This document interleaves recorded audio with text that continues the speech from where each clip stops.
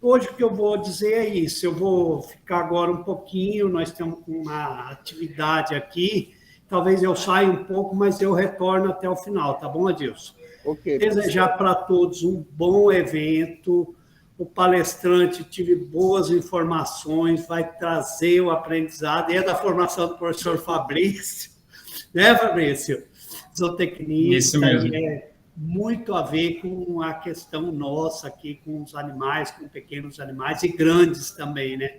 Então, bom dia a todos e um ótimo evento a nós todos. Ok, professor, muito obrigado mesmo. Tenha um bom dia.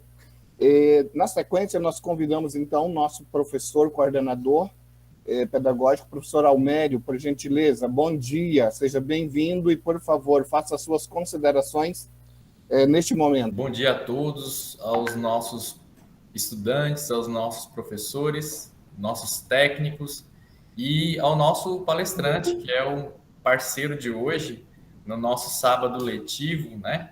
Nós estamos aqui, como bem falou o professor Paulo, em pleno funcionamento, nesse dia chuvoso, esse dia gelado, né? E está aqui o Centec Abaitará funcionando no presencial e também no online agora com esse webinário. Esse evento nos traz bastante conhecimento e nós temos a oportunidade de ter parceiros, palestrantes com uma diversidade de temas e hoje, né, com o Cleverson aqui, que vai estar nos trazendo o seu conhecimento, transmitindo o seu conhecimento para nós aqui. O webinário traz dessas novidades, né, e é uma herança uma herança boa, vamos dizer assim, da pandemia, o webinário que traz esses temas diversos, que está totalmente ligado à nossa formação aqui de técnicos agrícolas, né? Então, obrigado, o Cleverson, obrigado mesmo por atender esse nosso webinário e dizer que na mesma linha, né, que o Centec Abaitará está em pleno funcionamento, a gente quer destacar que aqui está com as 3 turmas e especialmente com a turma de concomitante, aqui a gente está com os alunos aqui que são os nossos concluintes, né, do Centec Abaitará da modalidade concomitante e estamos aqui com eles também para finalizar e logo teremos a formatura desse grupinho junto com os demais do integrado e também do subsequente. E assim, está aqui prestigiando o webinário, assim como todos os nossos outros estudantes. Então é isso, sem delongas, só desejar um bom dia e bom evento, bom webinário a todos. Muito obrigado, professor Adilson. Devolvo para ti. Ok, professor, bom dia, muito obrigado, permaneça conosco. E antes que nosso palestrante dê início à fala, eu gostaria de convidar o nosso professor mediador aí, professor Fabrício, que se encarregou de todo esse momento aí de contato. Professor, bom dia, considere para a gente a sua fala neste momento também, por favor. Bom dia, obrigado, Adilson, pela palavra. Como o Paulo e o próprio Almério já disse, né, o webinário é um evento muito importante para nós e para os alunos principalmente aí, para trazer temas diferenciados e temas que vão contribuir com o ensino deles. E por isso que eu conversei com o Cleverson. O Cleverson é um amigo meu, formou na universidade que eu formei também. Então ele tem bastante gabarito aí para estar falando sobre o tema e ele já até deixou aberto aí para próximas palestras, viu, pessoal? Então, possivelmente a gente vai ver o Cleverson mais uma vez conosco aí. Ele quer trazer um outro tema muito importante, que é muito pertinente para os alunos, que é um pouco sobre o mercado de trabalho, né, onde ele está um pouco envolvido nessa área também, diretamente. E quero desejar um bom evento a todos, que vocês possam aproveitar, façam perguntas, tá, pessoal? Coloquem as perguntas aqui na caixa de texto, que a gente vai anotar essas perguntas, para estar depois discutindo o tema com mais profundeza aí no final. Obrigado, Cleverson, mais uma vez aí pela presença e por aceitar o convite. Tá certo, então. Obrigado, professor. E nesse momento, mais uma vez, nós cumprimentamos os nossos alunos que estão chegando, né? O nosso número já aumenta aqui. Bom dia a todos, para os que estão chegando neste momento. Sejam bem-vindos. E vamos apresentar o nosso professor, o nosso palestrante, desculpa, acostumado a chamar professor, desculpa. O nosso palestrante, Cleverson Oliveira dos Santos, estou com a ficha dele aqui ao meu lado. Ele que é zootecnista, tem mestrado em produção animal, é extensionista rural, gerente regional da Emater, da região Cone Sul, de Rondônia. Senhor Cleverson, muito bom dia, muito obrigado por aceitar o convite, estar conosco, e que bom saber que o senhor já se coloca à disposição para estar em outros momentos. Isso é salutar para todos nós, para a instituição, para os alunos, para todos de um modo geral. Contigo a palavra. Primeiramente, né, é uma honra receber esse convite para poder ter uma troca de informações com esses alunos, tá? Primeiro, agradecer ao Fabrício pelo convite. O Fabrício professor Fabrício é um amigo. Fomos contemporâneos, né, na Universidade Estadual do Mato Grosso, em Pontes Lacerda, e estamos aí em Rondônia aí para contribuir com a melhoria da nossa produção agropecuária, melhoria do agro, ajudar a preparar novos profissionais, né, para esse setor que é tão importante para o nosso país. Agradecer a vocês da escola, né, a Baitará, pela oportunidade de a gente estar falando um pouco mais sobre a importância principalmente da pecuária leiteira, né? Eu trabalho com agricultura familiar e a gente já vem trabalhando com políticas públicas e projetos de governos estaduais desde muito tempo atrás nesse segmento de melhoramento genético do gado girolando. E aí é mais uma troca de experiências, né? A gente vai estar aqui à disposição para poder tirar dúvidas e poder ajudar, tá? Como o professor Adilson apresentou, me chamo Cleverson, tá? Estou como gerente regional da Emater do Cone Sul aqui no município de Vilhena. A gente compreende 7 municípios, né, aqui da região, onde a gente dá o suporte técnico e supervisiona o trabalho das equipes. Eu fui professor universitário também, né, na Faculdade da Amazônia, aqui em Vilhena, por 8 anos, né? Então, de certa maneira, não é surpresa ser chamado de professor, já fui acostumado. Até hoje, meus ex-alunos, né, tem vários ex-alunos trabalhando aí no mercado de trabalho, aí não me chama pelo nome, me chama como professor toda hora. Então, é bem normal. E é uma honra estar aqui, tá, Fabrício? Só para socializar com todos. E me coloco à disposição para as próximas, a gente tinha dito isso. E vamos para o principal, né, que é a nossa palestra. Já queria pedir permissão aqui para poder compartilhar a tela e a gente começar os trabalhos, beleza?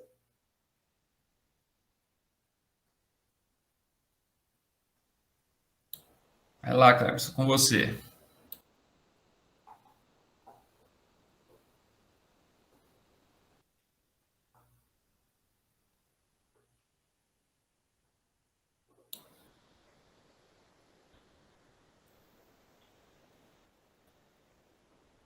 Estão conseguindo visualizar aí? Sim, Carlos, está aparecendo.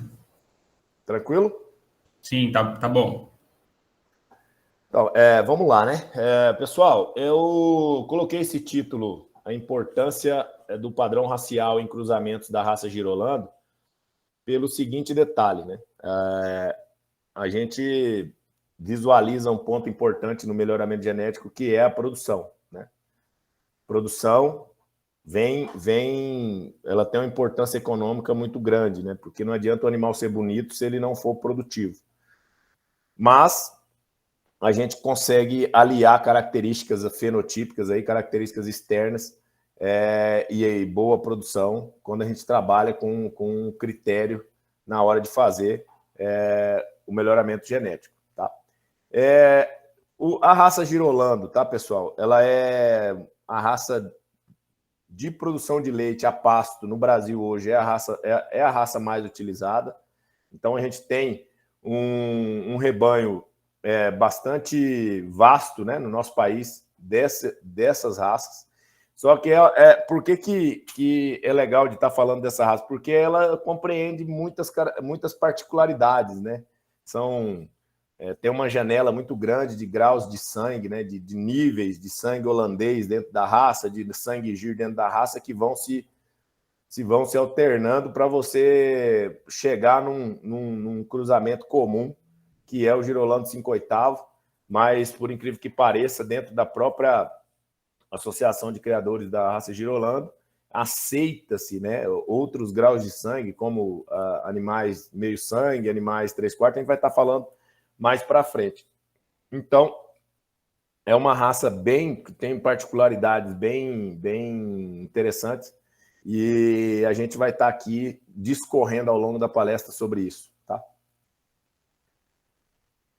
Antes de mais nada, seria importante, né, eu passar um conceito atual, né, de como anda a pecuária leiteira no estado de Rondônia, que não está passando por um mar de rosas, né? Vem passando por uma crise muito grande, por uma crise tanto da parte da indústria quanto da parte das propriedades, né? Muitos produtores abandonaram a atividade, né? Deixaram de produzir leite, né? Não é que saíram das propriedades rurais, mas trocaram a atividade, altos custos dos insumos, né? E as indústrias não conseguindo remunerar suficientemente o leite para poder ter mais competição. Então, a gente teve aí várias indústrias leiteiras, várias indústrias de laticínios no estado de Rondônia fechando ao longo desses últimos 3 anos, né? 2020, 2021 e agora 2022. E isso impactou, né, tanto de maneira econômica quanto de maneira social as propriedades, né? Esse impacto ambiental nas propriedades, nas propriedades da pecuária leiteira, ele também teve um impacto ambiental muito, muito interessante em relação ao cadastro ambiental rural, propriedades que vão ter que recompor áreas de mata ciliar, recompor área de reserva legal, área de APP. Então, está passando por uma transformação muito interessante, e a gente vai estar aí acompanhando ao longo desses anos como que vai ser a recuperação dessa cadeia tão importante para o nosso estado, né, juntamente com a cadeia do café. É uma das atividades econômicas mais importantes da agricultura familiar, as duas mais importantes, né, da agricultura familiar. Quando eu falo agricultura familiar, são produtores que possuem aí até 240 hectares e que mais de 50% da sua renda vem da propriedade rural. Então, nesses dois quesitos aí, aquele produtor que se enquadra dentro desse quesito, ele é considerado um agricultor familiar aqui no nosso estado, 80% das propriedades do nosso estado. Tem esse gráfico, eu gostaria de mostrar para vocês entenderem a relação produção, né, produtividade do rebanho ao longo dos anos, do rebanho leiteiro ao longo dos anos, e essa evolução passa muito pelo trabalho de melhoramento genético, que é recente no nosso país, né? Nosso país começou a trabalhar com melhoramento genético do gado leiteiro por meados dos anos 80, anos 70, né? Que começou a fazer um trabalho mais específico, começou a gerar resultado. Então, para uma raça é muito novo, né? Para vocês terem uma ideia, a raça holandesa ela tem mais de 500 anos só de trabalho de melhoramento genético. Então, para a raça Girolando ter esse salto, vão precisar de mais tempo, né?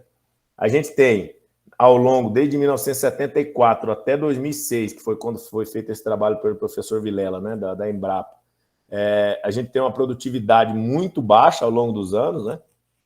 Produtividade por animal. Uma vaca, né, em 1974, produzia em torno de 600 a 800 litros por ano, né? Se você for dividir esses 800 litros por 305 dias, né, ela dava uma média de 2,6 litros por vaca dia. Era a média de uma vaca aqui no Brasil. Em 2016, né, essa produção chegou próxima de 1.800, né, 1.600, 1.700 litros por vaca ano, né? E se você for pegar dividido por, se 1.700 dividido por 306 dias, né, você vai ter uma produção média aí de 5 litros. Ou seja, de 1974 para 2016, você tem 42 anos e você saiu de 2,6 para 5 litros, né? Em 42 anos. Ou seja, é um salto muito baixo, né? É uma produtividade muito baixa por um tempo muito longo, né? Lógico, a gente tem outros fatores que a gente não está aqui. Eu só estou mostrando um panorama da lentidão que é a evolução da produtividade leiteira no país, né? E não passa só pelo melhoramento genético, passa também por a questão de nutrição, né? Pastagens totalmente degradadas, desde essa época de 1974, né? Não existia manejo de pastagem, não existia o conceito de se cultivar pasto de maneira técnica, de maneira produtiva, né? Hoje, os profissionais das ciências agrárias, tanto os zootecnistas, agrônomos, veterinários, técnicos agrícolas, técnicos em agropecuária, todos têm que ter em mente sobre manejar o solo, trabalhar a pastagem, né? Trabalhar a nutrição animal mais barata, mas mesmo assim ainda não, a adesão de técnicas de nutrição ainda é muito baixa, assim como a técnica de melhoramento genético também é muito baixa. Nós temos uma média aí de menos de 10% do rebanho nosso sendo inseminado por ano. Então, é mais uma questão cultural que a gente precisa aí mudar ao longo dos anos. Provavelmente a gente tem na sala alunos, filhos de produtores rurais, que tem aí a dificuldade de se empregar essas técnicas para poder melhorar esses números. E a gente sabe, eu estou na extensão rural há 13 anos, e eu sei a dificuldade que é para você mudar a cultura, mudar a cabeça, fazer com que um produtor rural, um agricultor familiar possa aderir a alguma técnica para poder melhorar a sua atividade. Pessoal, se eu estiver falando muito rápido ou muito lento, vocês me dão um feedback aí, tá? Porque aqui eu não consigo ver ninguém aí do outro lado, né? Talvez vocês estejam todos já com sono. Então, se alguém tiver alguma forma de interação aí, pode interagir, sem problema. Tranquilo. Positivo. Então, aqui, esse outro gráfico é a evolução da produção de leite em milhões de litros e efetivo bovino. Ou seja, ao longo do tempo, conforme foi aumentando o rebanho, né, consequentemente, foi aumentando a produção de leite. Então, esse gráfico aqui, ele é para simplesmente justificar esse aumento de produção de leite aqui de 1974 para 2016, tá? Então, ou seja, por que aumentou? Porque aumentou o rebanho. Consequentemente, a gente, ao longo do tempo, se você for trabalhar, mesmo o produtor não tendo nenhuma técnica de seleção, nenhum tipo de trabalho assim criterioso na hora de selecionar os animais, naturalmente ele vai escolher o filho da melhor vaca de leite dele para ser o touro. Então, empiricamente, de maneira desordenada, de maneira desorganizada, ele está fazendo um melhoramento genético ali, né? A vaca melhor produtora de leite dele, ele dá uma zelada a mais, né? Dá um cuidado maior, né? As vacas mais ruins de leite ele consegue comercializar, vai vendendo. Então, ao longo dos anos, né, as vacas foram de maneira natural, assim, seguindo o fluxo da natureza, foram melhorando, né? E isso também foi aumentando o rebanho, foi abrindo novas áreas, né, também. Então, hoje, graças a Deus, a gente tem dados aí da Embrapa que está diminuindo a área de pastagem e estamos aumentando o rebanho. Então, isso já é um bom sinal que está havendo mais eficiência aí na produção animal no nosso país, tá? Então, ou seja, ao longo do tempo, né, os animais foram aumentando, né, em quantidade de cabeças, né, e aí a produção é bem próxima, tá? Então, em torno de 900 milhões aqui de litros de leite ao longo de 2017, produzido em 2017. A gente teve aí em torno de 14 milhões, né, de vacas leiteiras sendo produzidas aqui em Rondônia. Então, é uma produção bacana, mas a gente tem que ver que o rebanho também aumentou muito. Tá? Só para título de curiosidade, né, eu acho que deve ser do conhecimento de todos, mas aqui eu peguei o top 5, né, do Idaron. No site do Idaron você consegue ter o ranking aí dos 52 municípios, né, produção anual de leite, rebanho, vaca ordenhada. Então, isso aí, vou deixar aí para vocês pesquisarem, é bem fácil acessar, né? Só se inscrever no Google lá, produção de leite 2022 Idaron, vai aparecer o relatório. Então, é bem simples. E aí, os 5 maiores municípios produtores de leite do estado de Rondônia em 2020, né? O último levantamento. Machadinho do Oeste, né, com 71 milhões de litros por ano. Jaru, 68 milhões de litros por ano. Ouro Preto do Oeste, 62 milhões de litros por ano. Nova Mamoré, 51 milhões de litros por ano. Porto Velho, 48 milhões de litros por ano. Eu peguei esse top 5 para poder explicar para vocês duas coisas. Jaru e Ouro Preto, tá? Provavelmente deve ter alguém dessas regiões, onde a gente tem a maior quantidade de rebanho melhorado, né, de vacas de alta produção no nosso estado, juntamente ali com o de Paraná. Tá? Então, Jaru e Ouro Preto tem um rebanho menor do que Machadinho, menor do que Nova Mamoré e menor que Porto Velho. Machadinho, Nova Mamoré e Porto Velho têm rebanhos gigantescos, né? São muitas propriedades, as áreas rurais desses 3 municípios são enormes, então vai ter mais vaca. Com isso, a produção, né? Aqui a gente está contando a produtividade por animal, está contando a produção por município, então vai ter um volume maior de leite. Mas em relação à produtividade animal, Jaru e Ouro Preto são destaque aí, tá bom? Só para deixar especificado. Animais com melhoramento genético aí de alto padrão, Jaru, Ouro Preto, comercializam animais para o resto do estado e até para fora do estado também.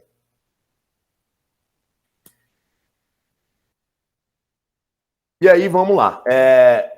O Girolando, ele é oriundo, tá, do choque, né, do choque sanguíneo entre a raça Gir e a raça holandesa. E por que a gente não é aqui pregando uma raça e que ela é melhor que as outras, mas para as características ambientais e de clima que a gente tem aqui na Amazônia, e no Cerrado brasileiro também, a raça Girolando foi a que melhor teve desempenho. Tá? Animais que conseguem caminhar longe, animais que têm força para subir o morro, conseguem converter alimentos aí de baixa qualidade em produção leiteira, né? Então, tudo isso, com esse combo aí, fez com que a raça Girolando fosse tão popular, tá? E também o custo-benefício dessa raça, né? Custo da parte sanitária, custo da parte nutricional, é muito mais viável aí do que outras raças que vão sofrer com essas características. A raça Gir, ela entra para fornecer 2 características importantes, né? Que é a rusticidade, a rusticidade significa resistência a carrapato, resistência a verminose, resistência ao calor, né? E também uma certa produção de leite, apesar de que a raça Gir, a produção de leite, em comparada às outras raças, é muito ruim, mas da raça Zebu, a Gir é a que mais se destaca na produção de leite, tem mais condições de ubre, tem toda uma estrutura leiteira mais desenvolvida. Então, por isso que precisa-se de uma raça zebuína, né, que é da mesma família do Nelore e tal, para poder ter essa característica, para poder fornecer essa característica para as filhas, né? E a raça holandesa tem uma função: volume de leite, produzir mais leite, mais quantidade, tá? Então, assim, a genética holandesa, né, ela é a raça que mais produz leite no mundo, em relação a volume, né? animais aí que produz média, ano, de 50, 70 litros de leite por ano, é normal em muitas fazendas leiteiras ao longo do nosso planeta aí. Tá? Média, a produção, né, principal cruzamento para a produção de leite da agricultura familiar, então pequenas propriedades leiteiras, tanto no estado de Rondônia, tanto que eu sou servidor público, né, servidor do governo do estado de Rondônia, trabalho na área de assistência técnica para agricultura familiar e faz parte de um programa de governo, né? Faz parte de políticas públicas de diversos governos, né? Os governos anteriores forneceram doses de sêmen, tem o projeto ProLeite que subsidia 50% do nitrogênio líquido para as botijas de sêmen dos produtores, né? Programas como de transferência de embrião, como o projeto FIV, que aconteceu aqui na região do Cone Sul, né, que trabalhou com animais girolando, né, meio sangue, 5/8, 3/4. Então, ou seja, são programas de governo para poder melhorar a qualidade genética do rebanho aqui do estado. Né, o gir versus holandês, a intenção de implantar boa produtividade no nosso clima tropical, né, através de cruzamento de animais de alta aptidão leiteira, que vem do holandês, com animais rústicos e bem adaptados ao nosso ambiente de criação, que é a raça gir, né? Então, esse casamento aí, ele foi muito, muito proveitoso, né?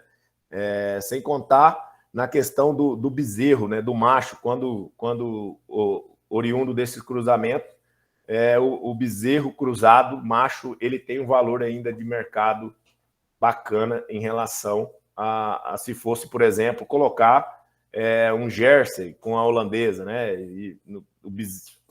A fêmea vai ter valor na área de produção de leite, mas o bezerro não vai ter valor, né? Então, para a agricultura familiar que precisa de mais renda, fica complicado comercializar o bezerro, tá? Então, isso também serve para a par do suíço, serve para outras raças, né? E assim, se você cruzar o Nelore com o girolando, também vai dar ruim, muito ruim de leite, e o animal bravo, e aí você vai ter bezerro, mas não vai ter leite. Então, você perde as características, né? Aqui a gente tem esses tópicos, né? Seleção dos animais, inseminação artificial, FIV. Eu vou discorrer rapidamente cada um, porque são ferramentas de melhoramento genético utilizadas para você melhorar as novas gerações. Melhoramento genético nada mais é que você fazer com que a próxima geração seja melhor do que a geração anterior. Que as filhas e os filhos sejam superior em produção, em todas as características desejáveis que você quer, superior aos seus pais, tá? Então, a vaca vai parir uma bezerra lá e essa bezerra, obrigatoriamente, no seu trabalho de melhoramento genético, ela tem que produzir mais do que a mãe dela. O resultado, de maneira simplória, é essa. Se ela não produzir mais do que a mãe, você errou em algum ponto. Se você está fornecendo a nutrição excelente, você errou no melhoramento genético.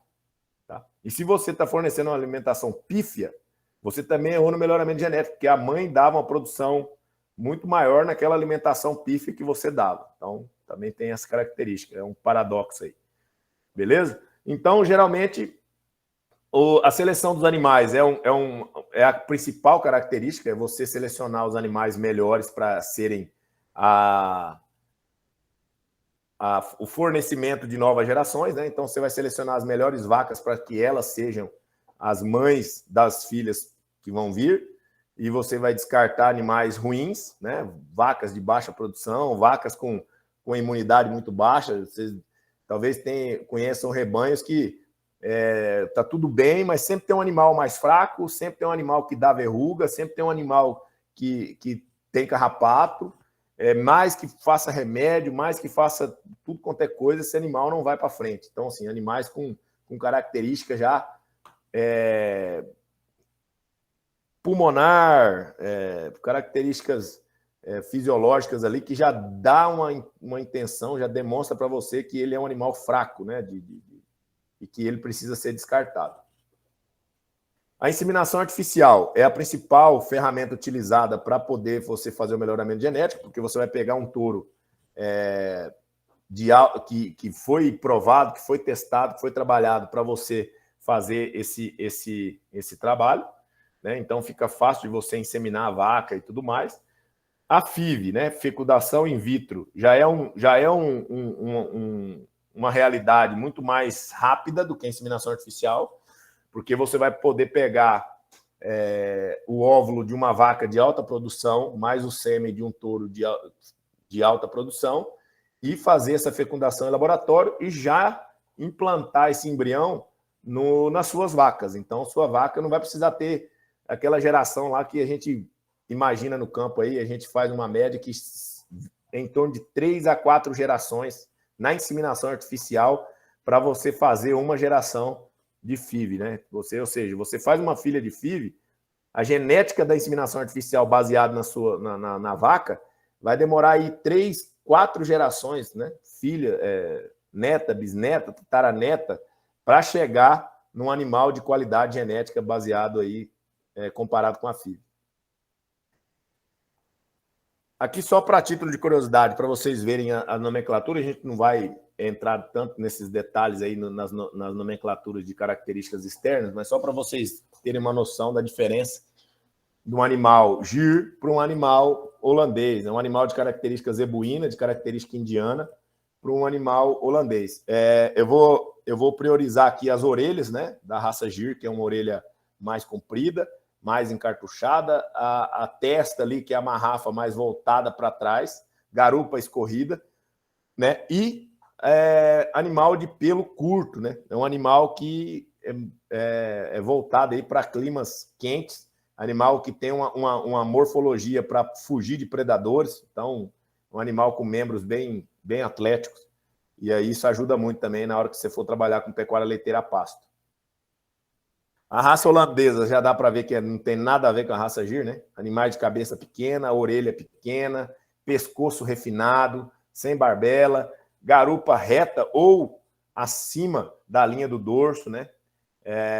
Então, assim, só que com estrutura de ubre muito mais desenvolvida e a capacidade digestiva também muito maior.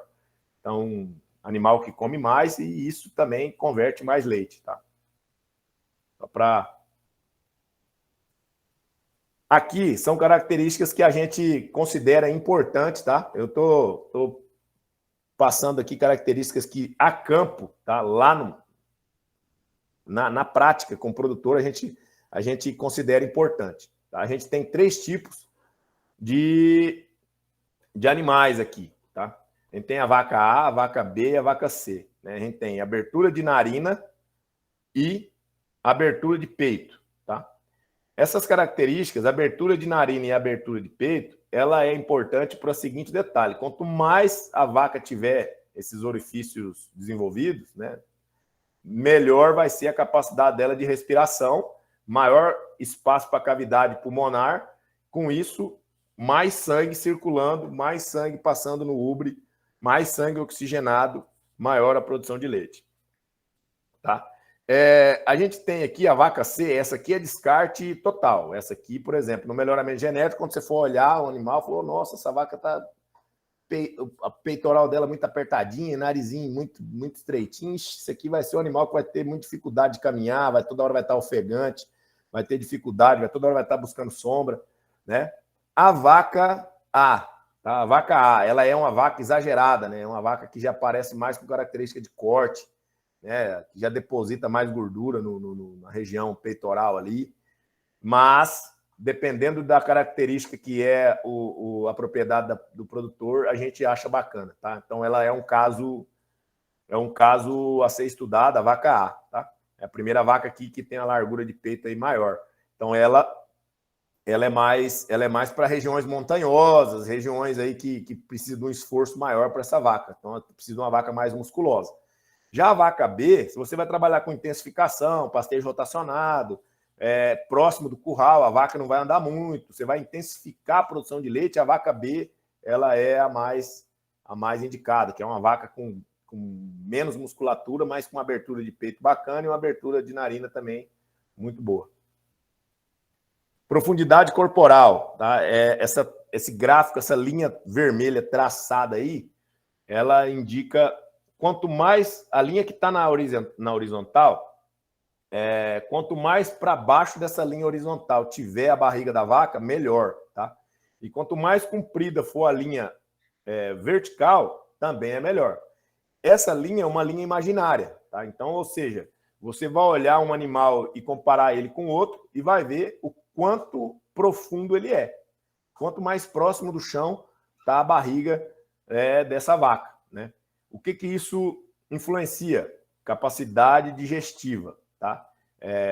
Desculpa, o produtor acha que a vaca tem que comer menos e produzir mais. E essa mágica, infelizmente, ele não vai conseguir. A vaca precisa comer muito para produzir muito, tá? Então, isso é importantíssimo, a profundidade corporal. Vaca com a barriguinha muito pequenininha é um critério de descarte, de seleção no melhoramento genético.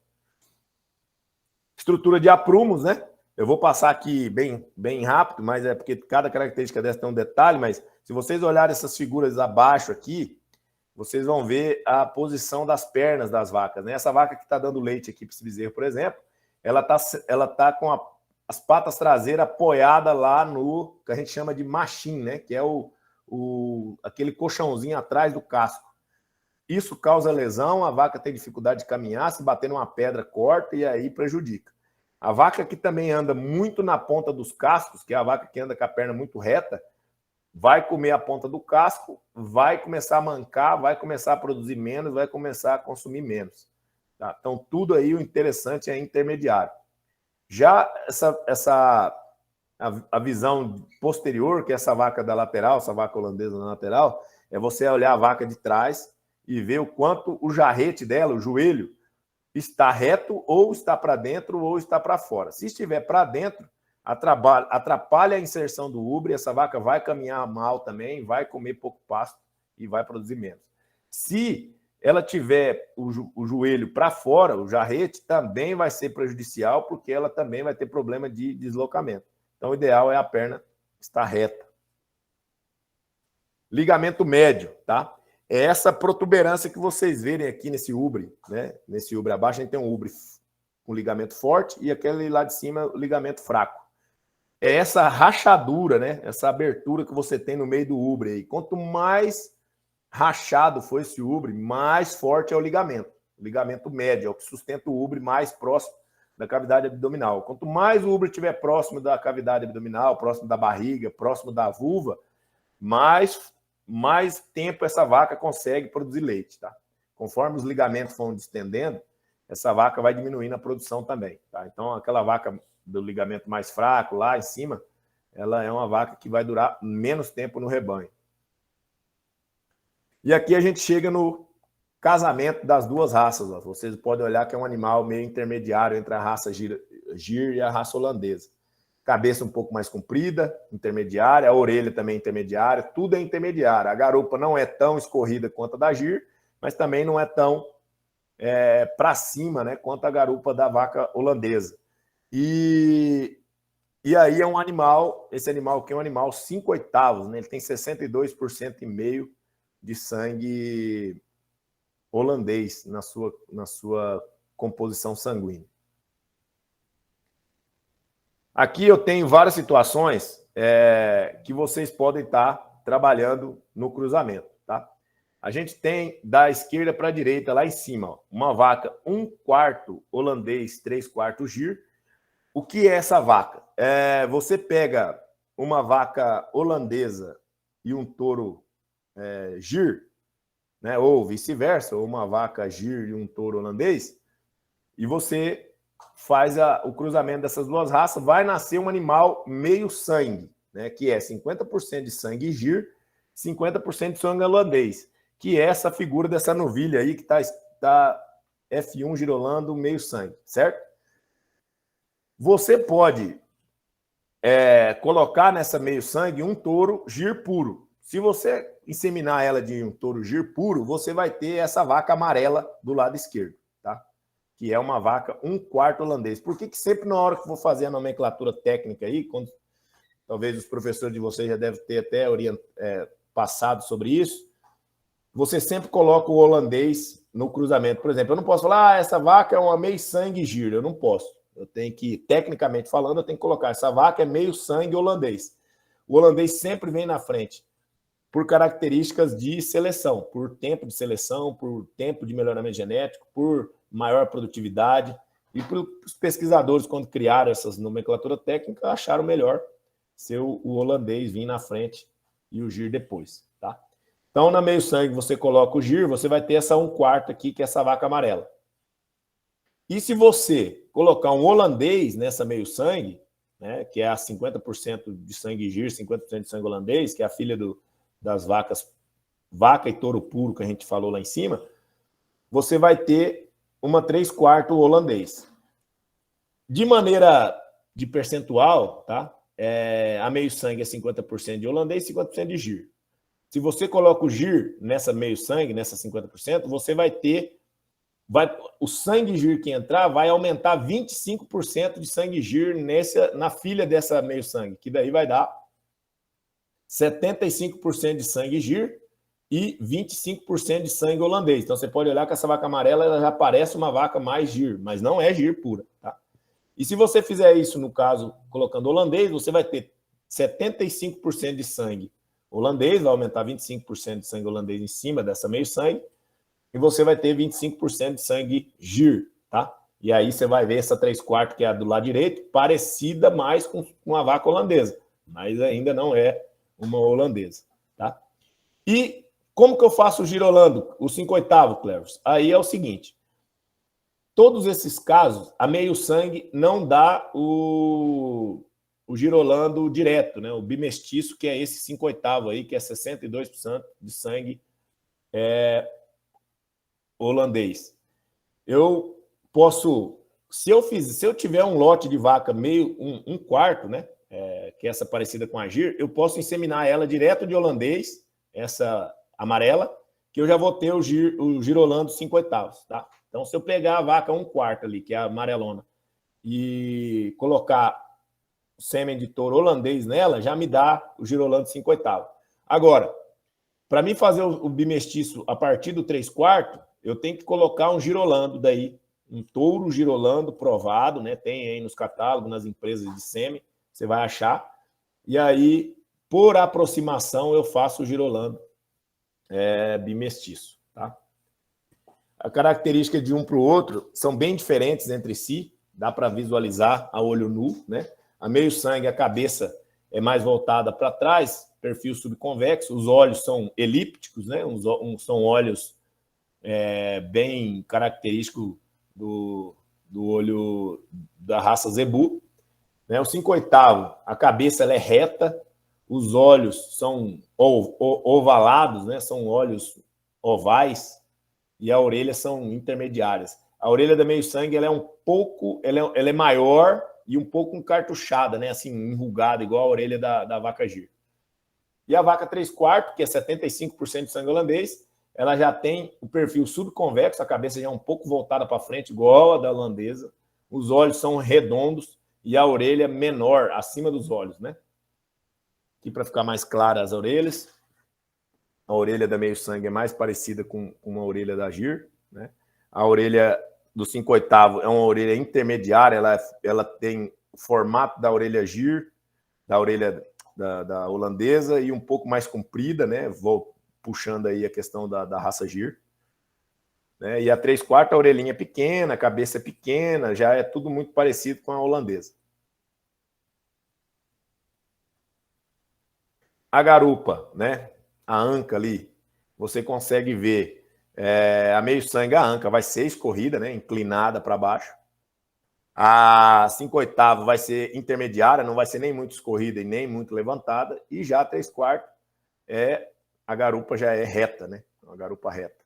Então, são características que você olha. Qualquer pessoa que vê isso aqui, olhar essa palestra aqui e olhar o animal lá no campo, consegue diferenciar um do outro. O que a gente precisa saber é que a gente precisa diferenciar, tá, pessoal? Porque senão a gente acha que tudo é igual, e não é, tá? Níveis de produção dessas 3 graus de sangue são diferentes, tá? Geneticamente falando. E aqui a gente vem para a nossa realidade. A gente tem a realidade nossa de campo muito ainda muito ruim, né? Nosso rebanho ele ainda precisa de mais. O nosso rebanho atual é mais ou menos dessas características, tá? Eu não sei se eu consigo abrir para vocês aí, mas para vocês olharem esse gado aqui não tem, principalmente essa vaca aqui que eu peguei como exemplo de um produtor que a gente atende, que ela é uma vaca com sangue Nelore, tem sangue holandês, tá? E tem sangue aí caracu. Então, assim, é uma vaca SRD, tá? Essa vaca aqui. Uma vaca comum, como a gente chama. Então, a gente não tem grau de sangue nenhum. E aí, o que eu faço, Cléber? Se eu tenho que vender minhas vacas tudo, o produtor vai falar, né? Vou vender minhas vacas tudo que é comum, que não tem raça, igual você falou, e vou comprar vaca já de genética, eu não tenho dinheiro para isso. Não. Cada caso é um caso. Então, ele pode fazer isso que eu estou falando, vender o rebanho dele todo e comprar vacas geneticamente melhores, ou ele pode fazer um melhoramento a partir dessa vaca comum, tá?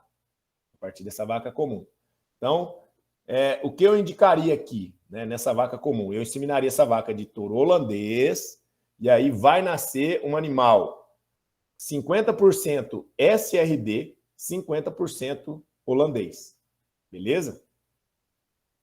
E aí eu colocaria mais uma geração nessa filha de touro holandês, para daí sim colocar o girolando. Então eu vou ter um girolando aí por aproximação, mas eu tenho 2 gerações de holandês, eu melhoro muito a produção dessa vaca, já que essa vaca comum aqui, ela tem uma rusticidade alta, que é o que eu quero, tá? Ela não é gir pura, mas ela tem rusticidade, ela é resistente a carrapato, ela é resistente ao calor, né? A verminose e tudo mais. Aqui a gente tem uns esqueminha, né? Uns joguinhos que é legal para ficar mais didático os cruzamentos. Né? Essa aqui é uma novilha meio sangue, ela tem 50% de sangue holandês, 50% de sangue gir, tá? E pessoal, conforme vocês tiverem dúvidas, anotem aí para a gente poder tirar, tá? Porque às vezes eu estou falando muito aqui atropelado e aí vocês perdem o fio da meada, ou talvez eu não consigo passar de maneira clara o assunto aqui, tá? Esse primeiro esquema, ele é o seguinte, eu vou inseminar essa novilha com esse touro holandês aí, tá? O que acabou de entrar. Ou eu posso inseminar ela com um touro gir, leiteiro, né? Puro, tá? Aqui é puro. Ou eu posso inseminar ela também de touro um girolando 5/8, provado. Lembrando, esses 3 touros que estão aqui, eles estão nos catálogos de empresas de sêmen, né? Tem várias empresas de sêmen espalhadas pelo Brasil aí. E aí, o ideal é que esse touro seja provado, porque lá no catálogo, quando o vendedor vai vender o sêmen para o produtor, tem lá touro que está em teste ainda. Coloca o touro para vender as doses, mas esse touro está em teste de progênio, esse touro está em avaliação, e por que o vendedor está comercializando ele? Porque os pais desse touro são excelentes, são campeões e tal, famosos, e aí por isso que ele está ali. Mas o interessante é você olhar os números, ver o quanto que as filhas desse touro produziu, o quanto de percentual de fêmea que esse touro tem já produzido, e a produção de leite dessas filhas, né, que é o PTA leiteiro. Então, isso é o mais importante para se visualizar. Beleza? Então, assim, ó, aqui tem a pergunta: qual é a melhor opção? Aí entra aquela velha resposta: depende, tá? Eu tenho aqui 3 tipos de propriedade, tá bom? 3 tipos de propriedade. Eu tenho a propriedade com um nível tecnológico altíssimo, tá? Aqui vou colocar lá que é o produtor que vai inseminar de holandês.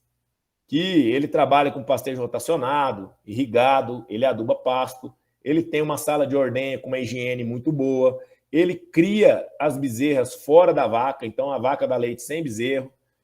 Ele trabalha com silagem, com ração, né? O manejo sanitário dele é ótimo, as vacas, o controle de mastite dele também é ótimo. É um produtor que já tem uma mentalidade muito boa de gestão, já tem um conhecimento bacana, já trabalha assim um nível de mentalidade já diferente. Aí a melhor opção para esse produtor é o touro holandês, tá? Por quê? Porque vai nascer um animal com uma rusticidade menor, mas com uma produtividade muito alta, que é o girolando 3/4, tá? Que é 75% de sangue holandês, beleza? Agora, eu tenho aquele produtor, cara, que o sistema dele é braquiarão, o cara dá sal branco, o cara tira leite uma vez por dia, lá no chão batido, né? O gado bebe água na represa, né? Anda muito longe para poder comer, passa dificuldade de alimentação na seca. Então, a melhor opção para esse cara ainda é o touro gir-leiteiro, tá? Aí vai nascer esse animal aqui, ó, 1/4 holandês. Ou seja, esse cara eu estou regredindo geneticamente, falando em produção de leite. Estou regredindo a produção de leite dele. Mas ele vai ter animais que vão sobreviver, e não vai ter animal que vai morrer, né? Vaca, a de cima lá, 3/4 em condições, nessa propriedade que eu acabei de citar, ela vai morrer na seca de fome e vai dar uma infestação de carrapato, verminose, e ela não vai aguentar, tá? Já um animal desse aqui aguenta, fácil. E aquele produtor intermediário, o produtor que está desenvolvendo agora, começou a fazer uma silagem, tem um BRS capiaçu, tem uma cana, ele ainda não tira leite, não tira o bezerro fora da vaca, mas ele já tira leite 2 vezes, já tem uma ordenha mecânica, ele já começou a tecnificar a atividade. Aí eu já posso trabalhar com o girolando 5/8. Ou é aquele produtor que já estabilizou lá em cima, lá, ó, a 3/4, e aí ele quer ter animais, comercializar animais intermediários. Ele também pode fazer esse trabalho aqui, tá? Então, eu particularmente não tenho um sistema melhor, tá? Tem um sistema mais adequado para cada realidade de produtor, tá bom? Aqui tem um esquema já na vaca, aquela lá era meio sangue, agora já estou no animal lá na frente, que é a 3/4, a segunda geração, tá? O esquema é o mesmo. E aí, se eu colocar um holandês, eu vou ter uma 7/8. Ela já vai ter aí 85, 87,5, se não estiver enganado, de sangue holandês. Aí é para produtor que já, na nossa realidade aqui, produtor que já tem que estabular essa vaca já tem que ir para um barracão, essa vaca já tem que ter ventilador, essa vaca vai ter que comer já no sistema de confinamento, não vai poder ver sol, não vai poder andar muito, não vai poder estar no calor. E aí a nossa realidade se torna uma vaca muito cara. No caso do produtor que está querendo regredir, essa 3/4 aí é um animal que está muito apurado, tem muito problema de sensibilidade e tal ao calor, ele vai falar assim, eu vou colocar um holandês. Ele pode, tá? E aí ele vai ter um 5/8 gir, um animal que não é tão desejável assim, tá? Então, mesmo em qualquer situação, não seria ideal, ao meu ver, tá? Minha opinião técnica do Cleverson, tá? Não é uma opinião científica dos livros, essa é uma opinião minha, pessoal, beleza? Ele pode fazer essa terceira opção, que é o girolando 5/8, tá? Fica melhor para esse produtor. Então, nesse caso aqui, o gir leiteiro, eu não indico o produtor utilizar, porque não vai regredir muito a produção de leite dele. E aqui, alguns resultados, já estou acabando, viu, pessoal? Acho que eu estou deixando vocês dormir aí, né? Aqui, alguns resultados de animais oriundos de cruzamento de vacas comuns com touro holandês, tá? Da nossa região. Aqui é bem interessante, né? Uma vaca bem comunzona, e aí foi inseminada de holandês. Você já vê qualidade genética da bezerra, né? É outra história, né? Então é isso aí que o melhoramento genético faz, ó, tá? É o salto de qualidade, né? Essa bezerra, essa vaca é uma meio sangue, tá? É uma meio sangue, uma girolando meio sangue. E aí inseminou essa vaca de holandês, e nasceu essa bezerra aí, que é uma bezerra 3/4, tá? 75% de sangue holandês. Mas ainda é girolando. E aí, uma característica importante de se salientar é também, na hora de escolher o touro, na hora de selecionar, escolher muito bem a questão da pelagem também. Né? A gente tem a gente vive numa região onde a luminosidade é altíssima, né? Calor intenso, e aí um animal desse aí, ó, de pelagem totalmente branca, né? Esse animal, ele vai passar a maior parte do dia dele ou bebendo água ou na sombra, né? E ainda, para vocês olharem essa foto, você tem um pasto péssimo. Então, ele não vai, ele além de passar fome, ele ainda tem que enfrentar o calor, ou seja, não vai ter produção de leite aí. Tá? Um animal desse, o produtor, o profissional que orientou o produtor, erraram feio, né, na escolha do touro. Tá? Então, tem que escolher um touro que transmite a pelagem escura para suas filhas. Tá? E também é um critério que o produtor precisa também trabalhar, a questão Por isso que a alimentação é importante. Não tem como eu falar de genética sem comida, porque senão, se esse animal aqui tivesse num confinamento, né, numa granja coberta, beleza, tem uma produção alta, né? Não ia afetar nada. Só que o produtor ia ter que proporcionar condições ambientais interessantes para essa vaca, ventilador, nebulizador e tudo mais. Aqui mais algumas fotos de animais oriundos do melhoramento genético. E aqui o manejo de bezerra é essa. A bezerra nasceu, ela tem que mamar o colostro até 24 horas, e né, cura do umbigo bem certinho, e ela tem que mamar aí no mínimo 4 litros de leite por dia.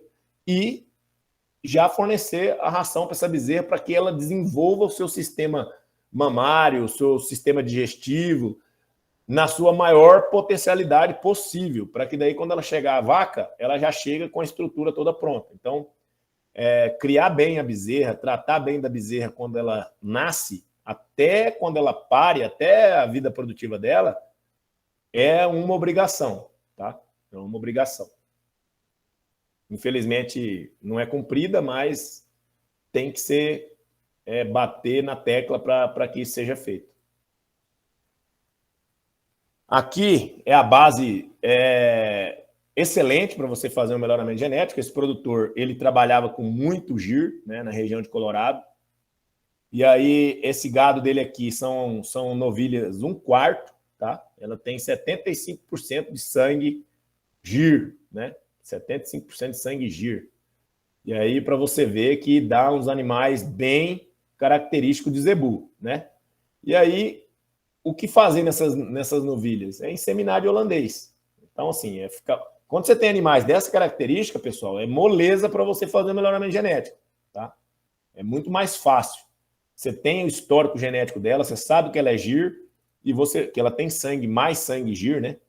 E você pode escolher o melhor touro holandês, o touro mais produtivo possível para inseminar essas novilhas, para nascer as bezerras já 5/8, já o girolando bimestiço já correto, e com a alta produtividade, né, para poder você ter mais leite aí. Beleza? Finalizando aqui, pessoal, o trabalho de melhoramento genético, ele tem que ser pensado, tá, a longo prazo. Cada realidade é uma realidade, cada produtor é um produtor, não tem como se fazer um programa de melhoramento genético igual para todos os produtores. Um dos pontos negativos que a gente tem nas políticas públicas de governos é que quando o governo cria uma política pública na área da pecuária leiteira, por exemplo, ele cria para todos, e aí, como a maioria dos produtores estão em estágios menos avançados, essas políticas públicas não conseguem ter efetividade, porque o produtor ainda não está com a mentalidade e nem com o nível produtivo para poder fazer com que essas políticas públicas sejam aplicadas.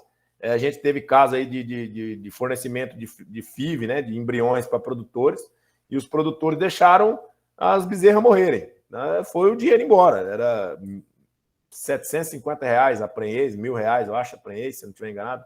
Acho que era R$1.000, R$1.200 a prenhez. Foi R$1.200 que o governo perdeu, né? Porque o imposto nosso aí de cidadão foi embora. Por quê? Por causa disso. O produtor, para fazer um trabalho produtor que vai receber embriões, né, nas suas vacas, Esse produtor tem que estar num nível, numa mentalidade totalmente diferente. Então, não é qualquer produtor que pode receber, tá?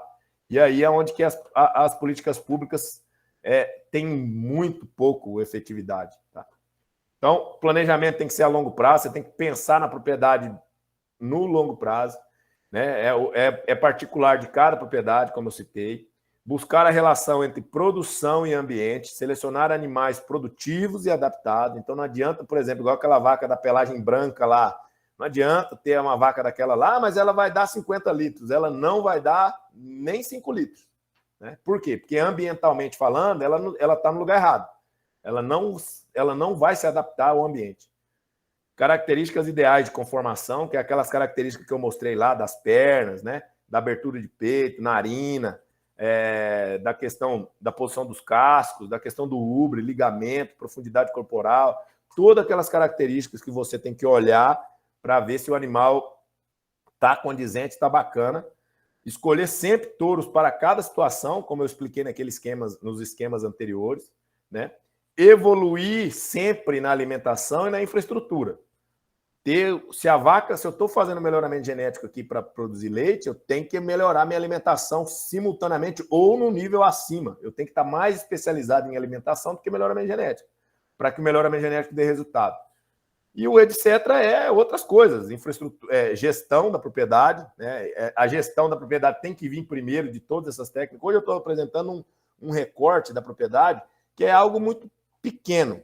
Eu sempre falo eu também atuo, né, na área de gestão da propriedade leiteira, e na verdade minha área mais forte, né, até da minha dissertação de mestrado, mas melhoramento genético, pastagem, reprodução, nutrição, e aí por aí vai, né? Tem um monte de matéria, um monte de situações, qualidade do leite, e por aí vai. São detalhes mínimos e detalhes corriqueiros que devem ser tratados como rotina dentro da propriedade e não como coisa assim, igual o melhoramento genético aqui, é uma ferramenta de rotina da propriedade que o produtor deve ter isso na ponta da língua. Agora, o mais importante é a gestão da propriedade, o produtor entender de número, entender do valor da terra dele, entender da rentabilidade da propriedade dele, entender dos conceitos de sucessão familiar, que ele tem que gerar renda para que os filhos não saiam da propriedade e vá buscar empregos fora, que ele tem que entender que ele precisa melhorar a sua qualidade de vida, né? Melhorar a condição da casa, melhorar condições de vida mesmo, né? de conforto da família, para que ele tenha uma melhor saúde, um melhor futuro. Então, tudo isso está dentro da gestão. Tá? Está dentro da gestão. Então, a mensagem final que eu deixo é que nós somos o que fazemos repetidamente. Tá? Excelência, portanto, não é um ato, é um hábito. Então, reforçando o que eu tinha dito ali atrás. Melhoramento genético, nutrição, manejo de pastagem, tarará, todos esses detalhes aí que você vê, tem professores especialistas em cada setor desse, né? Tem professor, tem pesquisador só pastagem, tem pesquisador só em solos, pesquisador só em gado girolando, tem pesquisador só em holandês, tem pesquisador só em reprodução na área de macho. Mas isso tudo são pequenos detalhes quando você entra, quando você olha a propriedade rural de cima. E a nossa propriedade leiteira, a nossa atividade leiteira no estado de Rondônia precisa ter essa visualização de cima para que a gente melhore os nossos números e que a gente aumente a nossa produção de leite, porque a nossa produção de leite está diminuindo ao longo dos anos por dificuldade do produtor em desenvolver esses hábitos, né? Produtores terem esses hábitos rotineiros de desenvolver um melhoramento genético bacana, uma nutrição bacana e uma gestão bacana da propriedade. Tá?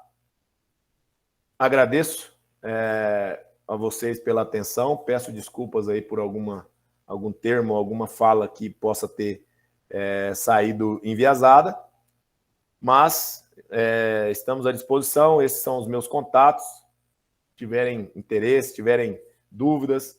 Se quiserem algum material também, professor Fabrício, essa palestra está disponível, tá? Eu vou estar disponibilizando para vocês. Vou passar ela para o professor depois. O professor passa o e-mail, não sei como é que eu posso compartilhar com vocês aí.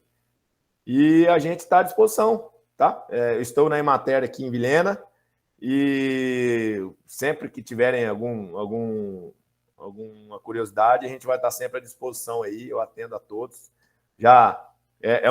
Eu gosto de ter contato com alunos, com jovens, porque me mantém jovem também. Então, eu sou um cara que eu gosto de estar com a mentalidade sempre renovada, né? E, para mim, é muito satisfatório estar aqui falando para vocês, tá? Muito obrigado aí e estou à disposição para responder aos questionamentos. Cleverson, obrigado pela palestra, excelente palestra. É um tema muito importante no estado de Rondônia e no setor da pecuária leiteira. A gente falar sobre isso, intensificar a produtividade, produzir com consciência e com gestão, que é isso que a gente vem abordando nas disciplinas, né, creio eu, assim como os demais professores da parte técnica que nós temos aqui no Centec Abaetará. A gente foca muito nisso, foca na parte de campo, né, muito do que você falou em questão de ambiente, que é muito importante. A gente está num estado de clima tropical, que é quente, e isso envolve muito a questão de produtividade desses animais, e os índices zootécnicos, eles podem se apresentar inferiores se a gente não faz gestão e manejo. E não adianta nada, né, como você falou aí, a gente falar de melhoramento genético, se lá no campo o que tem que ser feito não é feito. Você tem um animal altamente produtivo, mas que não vai atingir a produtividade esperada por conta de manejo que não é feito corretamente. E eu falo muito isso com os meus alunos aí, para quem teve aula comigo em algumas disciplinas, que a gente envolve um pouquinho essa parte de fatores climáticos e como que eles influenciam diretamente na produtividade. Que teve alguns ainda que eu não abordei a parte de bovinocultura leiteira, né? A gente está tendo essa disciplina ainda. Mas temos alguns alunos curiosos, tá, que perguntaram, tem a Gabriele Mendes aqui, ela é do primeiro ano de zootecnia, e ela perguntou, pode acontecer de ter falhas no melhoramento genético? Se sim, o que fazer para não deixar que isso aconteça? Boa pergunta, Gabriela, e assim, por incrível que pareça, tem muita falha no melhoramento genético, sim, né? Infelizmente. Escolhas erradas de animais, falta de controle zootécnico do produtor e do técnico que está trabalhando, porque, por exemplo, a consanguinidade é um problema, tá? Às vezes o produtor não conhece, principalmente nas primeiras inseminações. Ele insemina uma vaca com um touro, por exemplo, vou chutar um touro aqui, Paramount, um touro famoso holandês, tal, já morreu. Ele insemina a mãe com touro Paramount. Aí nasce, né, a filha do Paramount. Aí ele pega um outro touro, só que esse touro, ele é neto ou o filho também do Paramount, sabe? E aí insemina essa filha com esse outro touro. Então, vai acontecer falha, vai acontecer de animais nascer com deficiência física, vai acontecer de animais nascerem já com problemas respiratórios, animais que não vão conseguir sobreviver, que vão morrer. E assim, em tese, existe sim, tá? E o que fazer? O que fazer é ter esse trabalho de escrituração zootécnica antes, um controle zootécnico bacana antes, saber os animais que você está trabalhando, evitar esse cruzamento, essa consanguinidade. Consanguinidade é você cruzar, é o cruzamento entre parentes. Evitar esse cruzamento entre parentes, né? Evitar animais com algum histórico de baixa rusticidade que transmite problemas. Por exemplo, tem um touro que ele era da alta genética, bem antigo, que ele transmitia um defeito que era uma mancha branca. Tudo o animal era preto, mas dava uma mancha branca certinha na garupa. Todas as filhas davam. E aí ali gerava aquela ferida toda vez. E é uma região da pele muito sensível que quando a gente foi ver, era do touro, tá? Então, ou seja, tem como você evitar, sim, desde que você use certinho os critérios. Eu não sei se eu respondi a sua pergunta aí. Perfeito, Cleberson. Com certeza foi respondido, sim. Temos aqui também o Marco Antônio, ele é do Subsequente Zootecnia, e ele pergunta quanto tempo de amamentação para as bezerras e qual o tempo da desmama? Legal. Eu também, só para poder já ajudar aí, tem uma pergunta de um rapaz que perguntou se é importante fazer creep feeding para vaca, na pecuária leiteira. Eu vou pegar essas duas perguntas e vou responder numa só. Período de amamentação de uma bezerra, ela é muito relativa, tá? Vai depender do sistema de criação do produtor. Por exemplo, produtores que criam a bezerra fora da vaca. O que é isso? A vaca pariu hoje, a bezerra mamou o colostro, essa bezerra já não vê mais a vaca. O produtor tem que fornecer o leite na mamadeira para essa bezerra. Então, teoricamente, a gente já pretende, o produtor que já trabalha com isso, ele pretende desmamar essa bezerra entre 45 dias e 60 dias. Ou, no máximo, 90 dias, se a criação for um pouco mais devagar. O produtor que tem um pouco mais de dificuldade na questão de tratar na ração, tem um pouco mais de dificuldade na questão da mão de obra, então desmama um pouco mais tarde. E aí, tudo vai depender. Por exemplo, 45 dias. Essa bezerra vai mamar de 4 a 6 litros por dia, tá? Vai comer uma ração, vai ser forçada a comer uma ração de melhor qualidade, já começar a comer um volumoso. Então, quando ela começar a ingerir 1 quilo de ração por dia, quando o produtor olha, ela já está comendo 1 quilo por dia, ele já pode tirar o leite dela. Então, ela já está desmamada. O único detalhe é que ele vai ter que manter essa ração dessa bezerra. Então, ele pode desmamar essa bezerra. Uma bezerra de uma genética mais apurada, uma 3/4, você consegue desmamar ela com 45 dias. Um produtor eficiente. Tá? Mas a média nossa aqui em Rondônia hoje, na criação de bezerra fora da vaca, tá? Bezerra que a vaca pariu e essa bezerra já vai ter o manejo dela, criação, tanto leite quanto ração já vai ser fornecida, você vai fornecer. Então, é de 45 a 90 dias, beleza? Dependendo da propriedade. Ponto.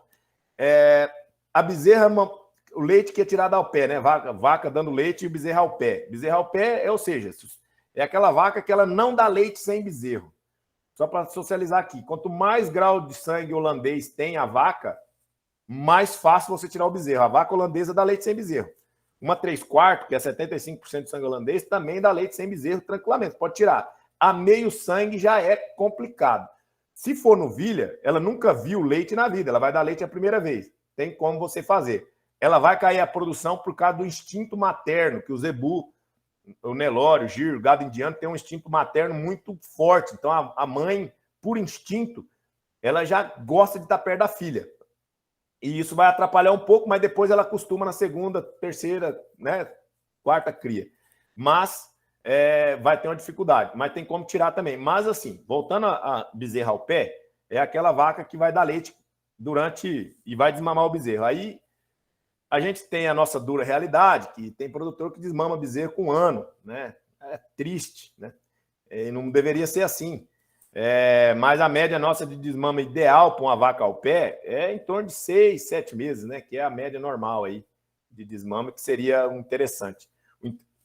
Lembrando, eu como zootecnista, eu quero que essa bezerra desmame o mais cedo possível, tá? Eu quero tratá-la na ração, eu quero fazer com que ela saia fora do leite da vaca, porque eu quero mais leite para me vender. Eu preciso de mais dinheiro, eu preciso ganhar mais para aumentar melhor a minha renda. Então, é o meu ponto de vista. Agora, geralmente uma vaca que tem bezerra ao pé, ela é uma vaca de baixa produção.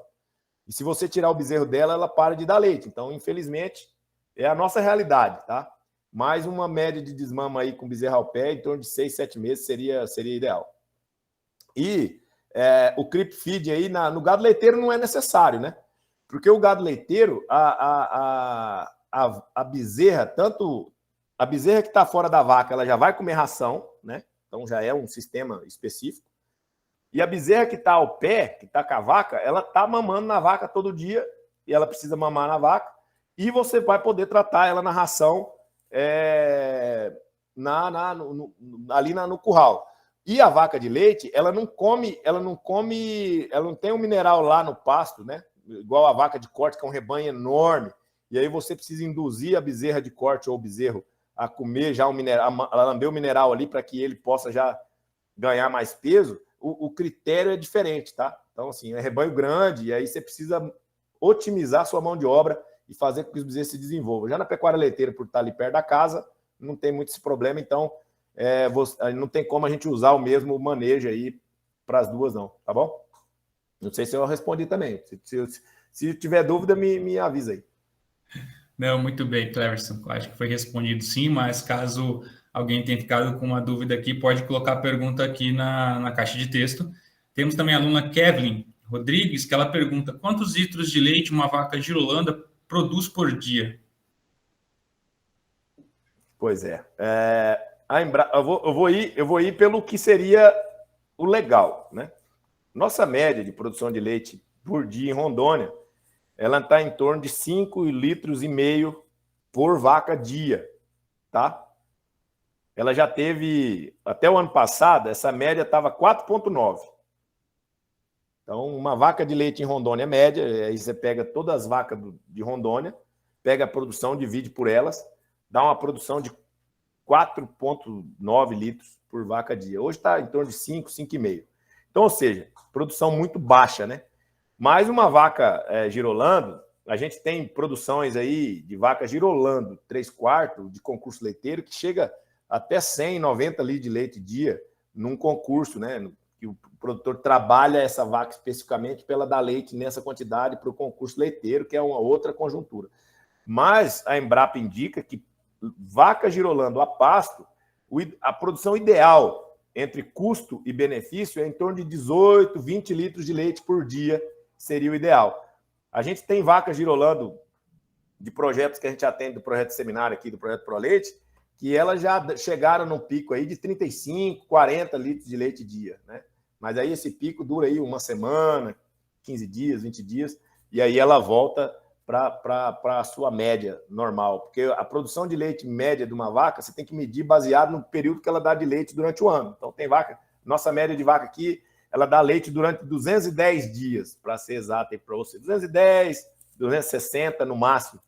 E aí você soma o que ela dá nesses 260 e divide, e aí vai dar a quantidade de produção de leite dia dela. Mas a nossa média hoje, infelizmente, ainda é muito baixa. Mas o animal não tem um limite, assim exagerado. Não tem um limite que eu posso falar para você, ela pode chegar até tanto, tá? Mas a média ideal seria ela ter uma média de 20 litros com um pico aí até de 40. Ótimo. E aproveitando, Cleverson, eu fiquei com uma dúvida também nessa própria fala. O que é possível fazer para que esses animais se mantenham nessa alta produtividade média de 18 a 20 litros dia? Alimentação, ambiente? Primeiro ponto é alimentação. A alimentação não pode faltar de nenhuma maneira. Então, alimentação de qualidade, é um pasto de alta produtividade com alto valor nutritivo adubado. O mundo ideal, vamos partir do mundo que nós quer chegar, né? Tem como ficar falando de braquiária, brisanta, cheio de cupim, cheio de praga, para futuros profissionais. Então, os alunos precisam entender, assim, na minha visão, né, que você vai trabalhar com um produtor fraco, mas que você quer que ele seja forte. Então, você tem que saber o que é ser forte para você ensinar o fraco a ser forte.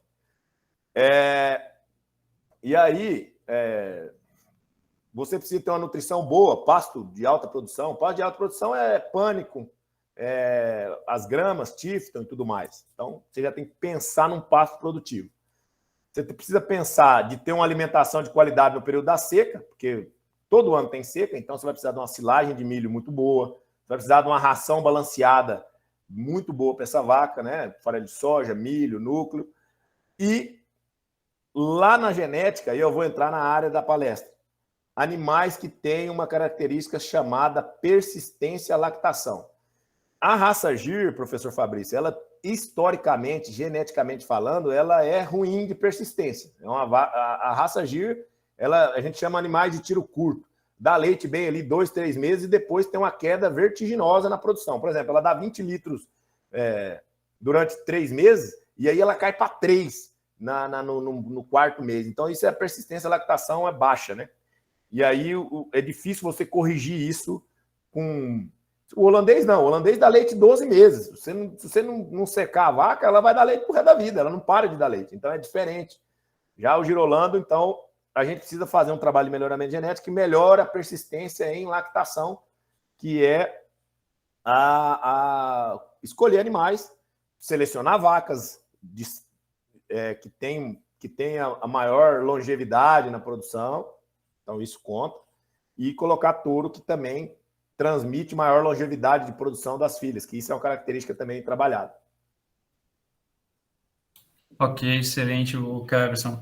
É uma questão bem complicada, né, que a gente conta na realidade no campo aí. É difícil. Tudo isso é difícil, né? Eu não estou aqui... Eu estou falando aqui porque a experiência que a gente tem, a gente já... É fácil da gente conversar. Mas Sim. Isso não é fácil, não. Tudo isso aqui que eu estou falando é complexo. Tá? É para assustar todo mundo aí. Uhum. Mas acho que a gente tem algumas propriedades pontuais no estado de Rondônia que chegam a produzir uma média bem boa, né, de leite. Sim, aí no Cone Sul, por exemplo. Sem dúvida, a gente tem. O duro é que quando a gente vai falar a nível de estado, eu não posso pegar Sim. 1, 2%, que é o que representa essas propriedades, né? As propriedades, principalmente propriedades do balde cheio, propriedades que trabalham com o projeto Balde Cheio, que é um projeto muito bom. Até a Emater agora está executando o projeto Balde Cheio. O nome é Consultec, mas é a metodologia Balde Cheio. Começamos agora. E os resultados aí dessas propriedades são excelentes. São vacas com produção média de 25, 30 litros de leite, média, né? De vacas. Sim. Então, mas aí quantas propriedades dessas tem em Rondônia? Menos de 1%. Mas tem sim. A gente aqui na Baitará, a gente visita muito o Nério. Você já deve ter ido lá. O Juan, né? Isso. A gente já foi lá várias vezes, levamos produtores lá, fizemos excursão. É aquele negócio, como diz o professor Arthur Chinelato, né?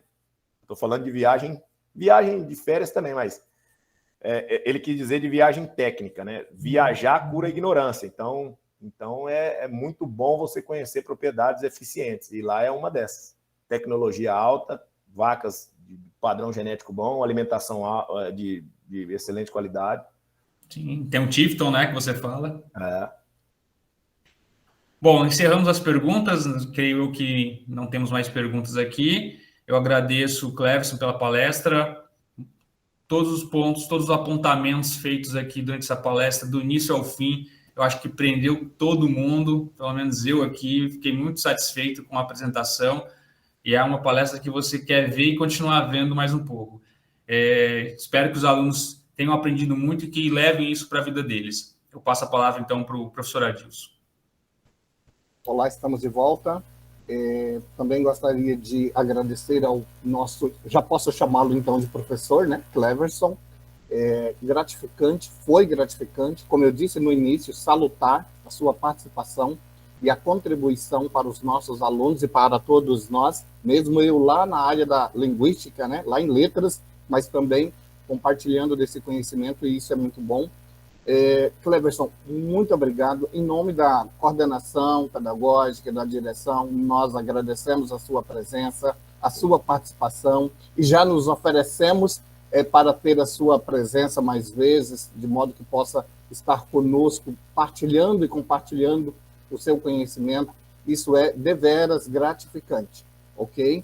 Na ocasião, agradecer também aos nossos coordenadores, professor Almério, coordenador pedagógico, professor Paulo Dimmer, diretor da instituição, muito obrigado pelo apoio, e dizer que nós estamos, nesse momento, então, encerrando o 6º e último webinar, 2022.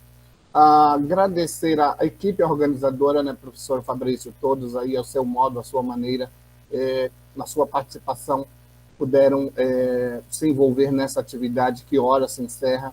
Agradecer aos nossos alunos do integrado, do subsequente ou do concomitante, se porventura tem alguns. Enfim, muito obrigado a todos pela participação, pela presença.